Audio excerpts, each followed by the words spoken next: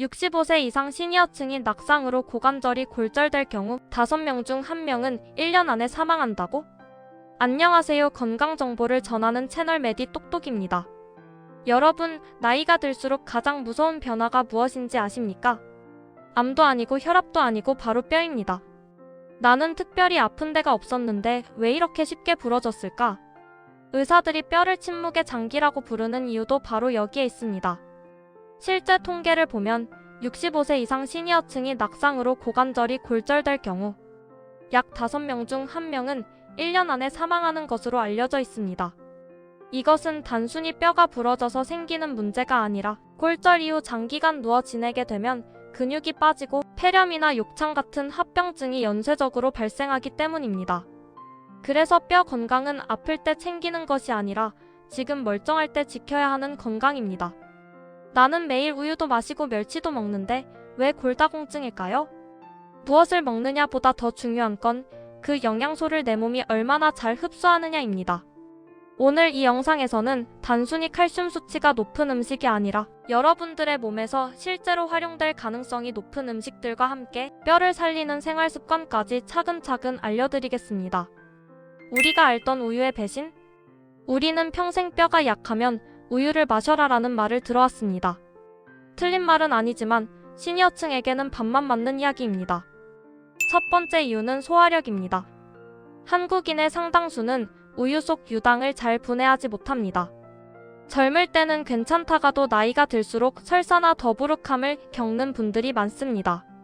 이런 경우 우유를 마셔도 칼슘이 제대로 흡수되지 못하고 그냥 빠져나갈 수 있습니다. 두 번째 이유는 위산 분비 감소입니다. 칼슘은 위에서 잘 녹아야 장에서 흡수되는데 나이가 들수록 위산 분비가 줄어들어 흡수 효율이 떨어질 수 있습니다. 세 번째로 중요한 개념이 바로 칼슘의 이동입니다. 칼슘을 먹는 것보다 중요한 건 그 칼슘이 뼈로 가느냐 아니면 다른 곳에 머무르느냐입니다. 흡수와 조절이 원활하지 않으면 일부 칼슘은 뼈로 가지 못하고 몸에 부담이 될 수도 있습니다. 그래서 뼈 건강에는 칼슘만이 아니라 비타민 D, 비타민 K, 마그네슘, 단백질이 함께 필요합니다. 비타민 D는 칼슘이 장에서 흡수되도록 돕고 비타민 K는 칼슘이 뼈에 자리 잡는 데 관여하며 마그네슘은 칼슘이 올바른 곳에 쓰이도록 균형을 잡아줍니다. 이제부터 소개할 음식들은 이런 조건을 비교적 자연스럽게 충족시켜주는 식품들입니다.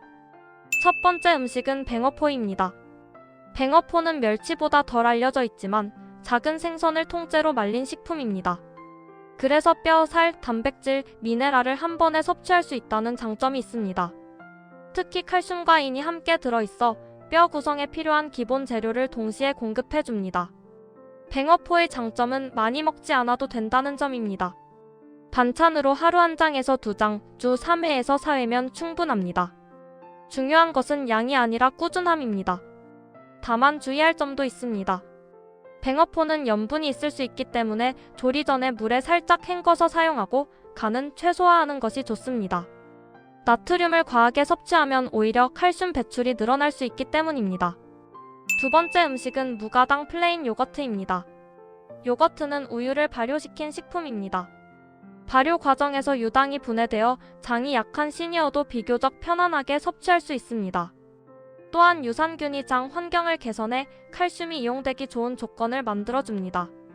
일부 연구에서는 발효 유제품이 일반 우유보다 칼슘이 더 효율적으로 이용되는 경향을 보이기도 합니다. 특히 시니어에게는 체감상 소화와 흡수 측면에서 도움이 되는 경우가 많습니다. 중요한 것은 반드시 무가당 플레인 요거트를 선택하는 것입니다. 과일 맛, 시럽이 들어간 요거트는 당분이 많아 오히려 뼈 건강에 도움이 되지 않을 수 있습니다. 요거트에 아몬드나 호두 같은 견과류를 소량 곁들이면 마그네슘과 건강한 지방을 함께 보충할 수 있어 뼈와 근육 모두에 도움이 됩니다. 세 번째 음식은 미역과 톳 같은 해조류입니다. 해조류는 칼슘뿐 아니라 다양한 미네랄을 함유하고 있습니다. 특히 톳은 건조 기준으로 칼슘 함량이 매우 높은 식품으로 알려져 있으며 소량만으로도 미네랄 보충에 도움이 될 수 있습니다. 미역은 소화가 잘 되고 알긴산 같은 성분이 장 건강을 도와 전반적인 영양 흡수 환경을 개선합니다. 다만 톳은 반드시 끓는 물에 충분히 데쳐서 사용하는 것이 중요합니다. 미역국에 들깨가루를 한 숟가락 넣으면 오메가3 지방산과 함께 뼈와 관절, 건강의 시너지 효과를 기대할 수 있습니다. 여기까지 들으시고 이런 생각이 드실 수 있습니다. 이 음식들만 잘 챙겨 먹으면 뼈가 다시 좋아질까? 앞에서 말씀드린 것처럼 뱅어포 요거트, 미역 같은 음식들은 분명 뼈 건강에 큰 도움이 됩니다. 하지만 여기서 꼭 짚고 넘어가야 할 사실이 하나 있습니다. 뼈는 먹는 것만으로는 절대 튼튼해지지 않는다는 점입니다. 왜냐하면 뼈는 단순히 영양분을 저장하는 조직이 아니라 쓰일 때만 강해지는 조직이기 때문입니다. 아무리 칼슘과 단백질을 충분히 먹어도 몸이 이 뼈를 사용할 일이 없구나라고 판단하면 그 영양소는 뼈에 저장되지 않고 그냥 빠져나가 버립니다. 그래서 실제로 병원에서 골밀도 검사를 해보면 음식도 잘 챙겨 먹고 영양제도 꾸준히 드시는데 뼈는 계속 약해지는 분들이 많습니다. 이분들께 공통적으로 부족한 것이 바로 움직임, 즉 운동입니다. 여기서 중요한 점은 운동이라고 해서 헬스장에 가서 무거운 기구를 들어야 한다는 뜻이 아니라는 겁니다. 뼈가 필요로 하는 운동은 생각보다 아주 단순합니다. 많은 분들이 뼈 운동이라고 하면 무거운 아령을 들거나 빠르게 뛰는 운동을 떠올립니다. 하지만 시니어에게 그런 운동은 오히려 위험합니다. 뼈를 지키려다 관절을 먼저 망칠 수 있기 때문입니다. 뼈는 충격이 아니라 부하에 반응합니다. 즉, 세게 때리는 자극이 아니라 천천히 반복적으로 체중이 실리는 자극이 중요합니다. 첫 번째이자 가장 기본적인 뼈 운동은 걷기입니다. 너무 평범해서 운동처럼 느껴지지 않을 수 있지만 의사들이 뼈 건강을 위해 가장 먼저 권하는 운동은 언제나 걷기입니다. 중요한 것은 얼마나 오래보다 어떻게 걷느냐입니다. 산책하듯 천천히 걷기보다는 약간 숨이 찰 정도의 속도로 팔을 자연스럽게 흔들며 걷는 것이 좋습니다. 시간은 하루 20분에서 30분이면 충분합니다. 한 번에 힘들다면 10분씩 나눠서 걸어도 효과는 같습니다. 주 5일 이상만 꾸준히 해도 뼈에는 분명한 자극이 전달됩니다. 걸을 때는 발 뒤꿈치부터 바닥에 닿고 체중이 발바닥 전체를 거쳐 발끝으로 빠져나가도록 의식해보세요. 이 단순한 동작 하나만으로도 다리뼈, 골반, 척추가 동시에 자극을 받으며 뼈가 스스로 단단해지려는 신호를 보내게 됩니다. 걷기가 뼈를 깨우는 가장 기본적인 운동이라면 집안에서 할 수 있는 가장 확실한 뼈 운동은? 두 번째는 의자에서 일어났다 앉기입니다.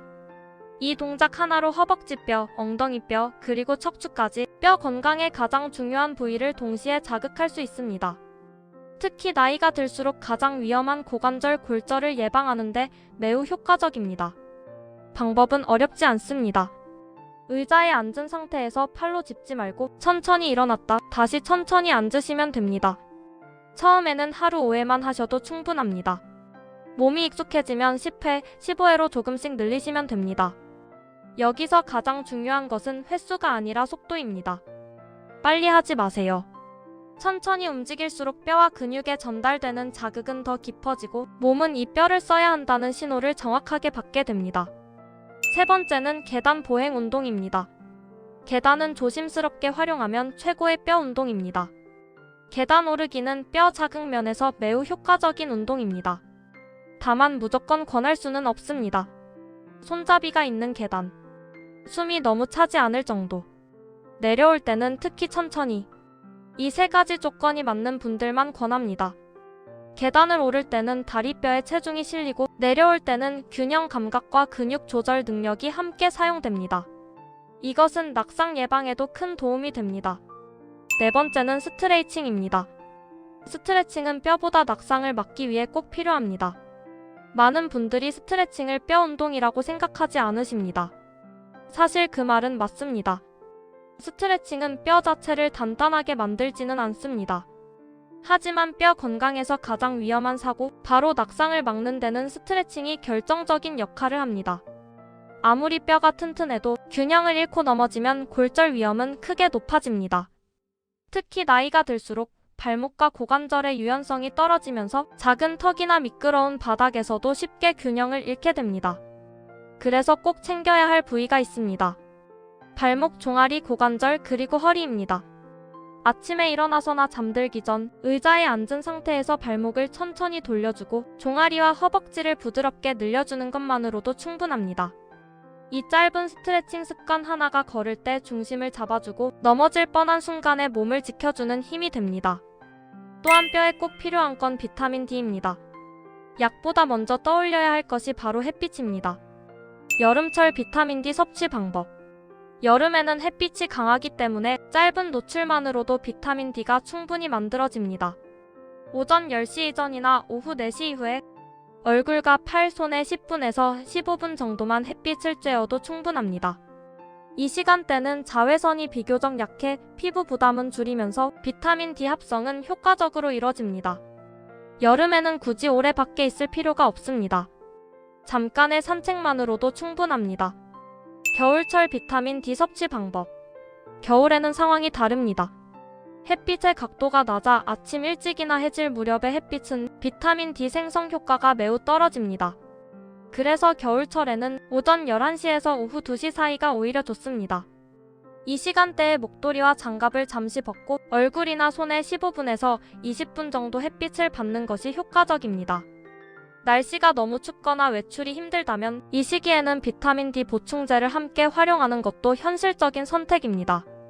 마지막으로 뼈를 망치는 생활 습관을 알아보겠습니다. 여기까지 잘 따라오신 분들은 이렇게 생각하실 수 있습니다. 이제 먹는 것도 챙기고 운동도 하면 되겠구나. 그런데 한 가지 더 중요합니다. 아무리 잘 먹고 잘 움직여도 이 몇 가지 습관이 그대로라면 뼈 건강은 쉽게 무너질 수 있습니다. 첫 번째는 밤늦은 음주입니다. 알코올은 뼈를 새로 만드는 세포의 활동을 직접적으로 떨어뜨립니다. 특히 잠들기 전 마시는 술은 뼈 회복이 이루어지는 시간을 방해해 골 손실 속도를 빠르게 만듭니다. 두 번째는 과도한 커피 섭취입니다. 하루 한두 잔의 커피는 큰 문제가 되지 않습니다. 하지만 오후 늦게 마시는 커피는 칼슘이 몸 밖으로 빠져나가는 양을 늘릴 수 있습니다. 커피를 마신다면 오전이나 점심시간 안으로 제한하는 것이 좋습니다. 세 번째는 잠이 부족한 생활입니다. 많은 분들이 놓치고 있지만 뼈는 낮보다 밤에 더 많이 만들어집니다. 수면 시간이 짧아질수록 뼈를 회복시키는 호르몬 분비가 줄어들고 골 손실은 더 빠르게 진행됩니다. 오늘 드신 한 끼와 오늘 걸은 몇 걸음, 오늘 일찍 잠자리에 드는 선택 하나가 몇 년 뒤 넘어졌을 때의 결과를 바꿉니다. 뼈는 조용히 약해지지만 조용히 지킬 수도 있습니다. 오늘부터 아주 작은 것 하나만 실천해 보시기 바랍니다. 영상이 마음에 드셨다면 구독과 좋아요 부탁드립니다. 감사합니다.